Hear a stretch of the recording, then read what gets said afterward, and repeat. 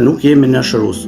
Shërus është Allahu. Këshilla e parë që unë i drejtoj të gjithë njerëzve është çdo njeri duhet i mbështetet Allahut Azza wa Jall dhe duhet të ndryshojë gjendjen e tij dhe të jetë këmbgulës në ibadet, në lutje.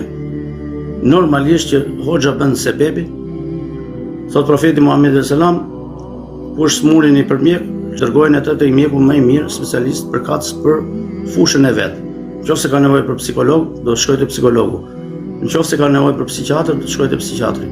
Nëse mjeku konstaton që ky person nuk është për mjek, atëherë do të drejtohet personave hoxhallarë të cilët merren me rukje, me qëllim që të bëjë sebepet duke ia lehtësuar sadopak gjendjen e personit.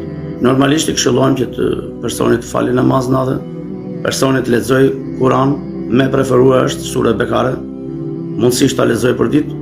Ne këshillojmë gjithmonë që pas faljes sabahut duhet ta thojë dhikrin e mëngjesit ku përfshihet te shriku duke thënë 100 herë atë.